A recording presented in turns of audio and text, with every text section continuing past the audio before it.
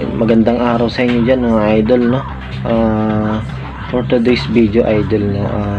Ano nga ba yung kahalagahan na alam natin kung paano mag-clear ng history ng ating Google Chrome, no?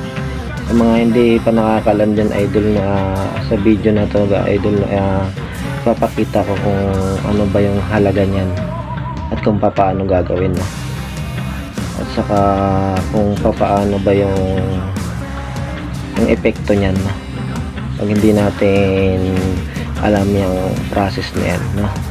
Hindi na natin patatagalin to idol, no? May konting pa-intro lang ako dyan na sana magustuhan nyo. Okay, let's go!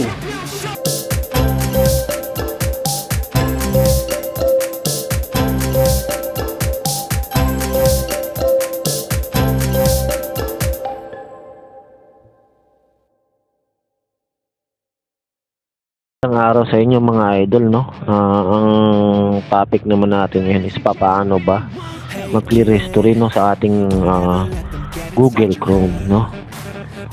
Alam nyo bang yung kahalagaan nito idol, no? Kung bakit dapat nating malaman to, no, sa mga hindi pa nakakaalam dyan, no? Siyempre hindi natin maiwasan, no, yung mga iba lang dyan, no, hindi ko naman nilalahat, no, yung nagse-search tayo ng mga porn site, ganun, no. Tapos ngayon, mapakailaman ng mga bata, 'di ba? Kung ngayon napindot ngayon yung sa history mo, pupunta siya ngayon doon, 'di ba? Siyempre para sa mga bata hindi maganda 'yon, idol, no. Makikita niya yung mga bastos na bagay, no. Maaga siyang mamumulat, no. Ngayon idol, no. Siyempre ang kahalagahan nga niyan, no. Pag alam mo mag-clear ng history, no, ibig sabihin ng idol, no, makakaiwas tayo doon sa mga ganyang bagay, no. Okay, punta na tayo doon idol sa sinasabi ko sa iyo, no. Dito tayo, pindutin mo lang yung Chrome. Tapos kung hindi red arrow yung makikita mo dyan idol, no, tatlong dot, no, kiklik mo lang yan idol. Okay, tapos punta tayo dito sa history. Okay idol, ngayon kung saan dyan idol, no, kung saan ba dyan yung tinype mo dyan na porn site ba, yung porn site na manapin mo lang yan idol. Tapos pindutin mo lang yung X, no. Halimbawa to, Jumel TV, X mo lang yung ganyan mo lang siya idol, Pero yung mga yan idol, no, hindi ko nabuburahin yan kasi mga useful naman yan sa akin, no. Para siyempre, sasuggest ka agad ni Google yan, no, pagka na natin, no. Hindi na tayo mahirapan, no. Yan naman yung kagandahan yan idol, no. Hindi na tayo mahihirapan, no.